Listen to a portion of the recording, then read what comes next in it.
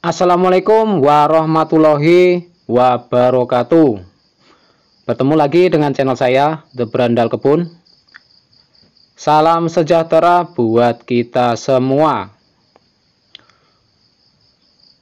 Saya ucapkan terima kasih yang sudah subscribe di channel ini. Semoga rezekinya bertambah banyak dan tambah barokah. Dan yang baru bertemu dengan channel ini, saya ucapkan selamat datang, selamat bergabung dengan The Berandal Kebun. Oke sahabat, banyak sekali penyakit-penyakit kakao, diantaranya busuk buah, helopeltis. Namun pada kesempatan kali ini kita akan bahas yang namanya VSD. Apakah itu VSD? VSD adalah vascular streak dieback. Ini disebabkan oleh jamur Oncobasidium theobromai. Nah, untuk penyebarannya sahabat, jamur VSD ini karena sifatnya jamur, jadi berkembang biak dengan spora. Spora diterbangkan angin pada malam hari dan jatuh pada daun muda, akan berkecambah apabila tersedia air dan tumbuh masuk ke jaringan silem. Untuk penyebaran yang lain juga bisa melalui bahan tanaman, mengingat jamur penyebab penyakit ini terdapat dalam berkas pembuluh. Jamur ini mudah terbawa pada entres tanaman kakao. Nah, gejala-gejala yang ditimbulkan oleh jamur VSD ini sahabat, pada tanaman yang terinfeksi jamur theobromai menunjukkan gejala meranting pada tanaman kakao. Untuk gejala khusus, daun menguning dengan bercak-bercak berwarna hijau. Nah, bekas dudukan daun bila disayat terlihat 3 noktah atau lebih berwarna coklat kehitaman. Dan bila ranting, tuh kalau rantingnya dibelah sahabat, itu terlihat garis coklat pada jaringan silem. Beda halnya dengan tanaman yang sehat, kalau dibelah vertikal itu tetap putih, bersih. Nah, ciri lain yang terkadang daun menunjukkan gejala nekros di antara tulang daun seperti gejala kekurangan kalsium. Untuk serangan lebih lanjut atau serangan lebih parah, kematian pada jaringan dapat menjalar sampai ke cabang, sampai batang pokok. Hal ini bisa menyebabkan kematian pada batang pokok.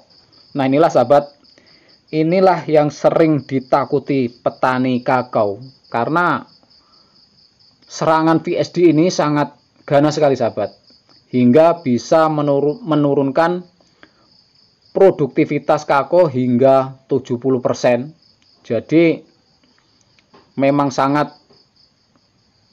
menjadi musuh petani. Nah, ini untuk pengendalinya seperti apa Bang? Untuk pengendalian penyakit, satu, dilakukan pemangkasan dan sanitasi. Pengendalian VSD dengan pangkas dan sanitasi dilakukan 2 minggu sekali, memangkas ranting-ranting yang sakit dan cabang-cabang yang sakit yang mengandung jamur theobromai. Sanitasi mengumpulkan daun-daun yang kering untuk mengurangi kelembaban. Nah, setelah kita ranting nih sahabat, kita masukkan ke lubang-lubang sanitasi, langsung kita timbun agar penyebaran jamur Theobromai tidak semakin parah.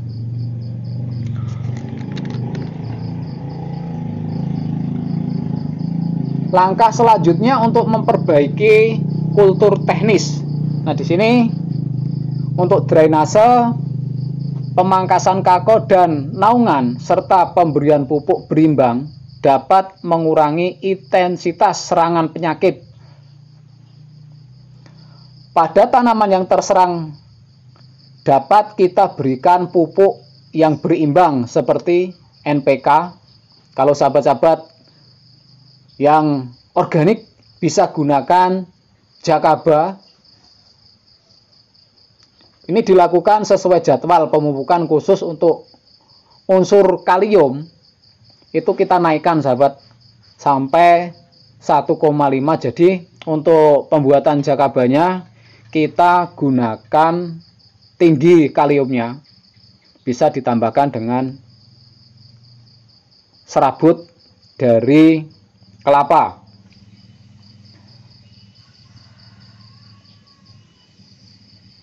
Pengendalian yang lain seperti penanaman dan klon yang toleran.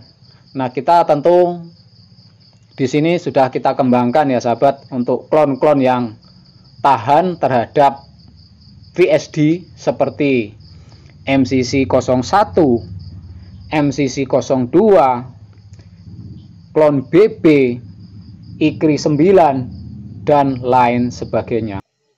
Tujuannya untuk apa? Ini bertujuan agar tanaman kako yang kita tanam atau klon itu tahan terhadap patogen yang nanti hasilnya tentu akan dapat berproduksi tinggi lagi. Nah, untuk yang sudah terserang VSD bisa dengan penggunaan fungisida, baik fungisida hayati seperti gliokadium. Nanti saat penyepraian pada tanaman untuk pencegahan bisa ditambahkan Jakaba menggunakan gliokadium. Untuk bahan aktif kimia, sahabat bisa menggunakan bahan aktif yang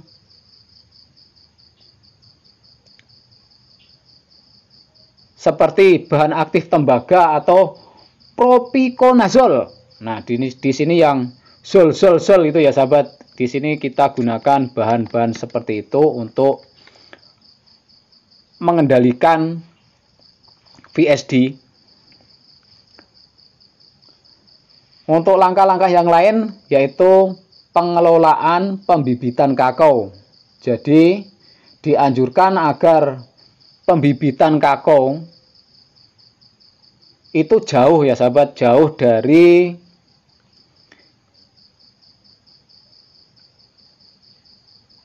tanaman yang terserang VSD. Jangan taruh bibit-bibit kakao kita itu pada tanaman atau kakao yang sudah terserang VSD, karena nanti akan fatal menular pada area pembibitan.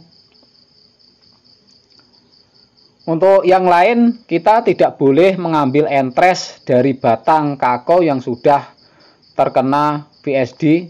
Ini perlu diperhatikan agar nanti tidak blunder di lapangan. Kita sudah capek-capek ambil entres, ternyata entres yang kita ambil ada VSD-nya. Mungkin hanya ini ya sahabat yang bisa saya sampaikan. Semoga video ini bermanfaat untuk sahabat-sahabat petani, sahabat-sahabat pencinta kakao di seluruh Indonesia.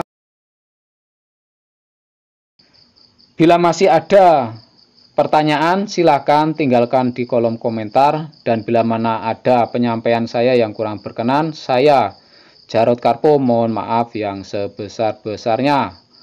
Bila taufik wal hidayah wal barokah wal inayah. Assalamualaikum warahmatullahi wabarakatuh. Salam dari bumi Lampung, Tanggamus.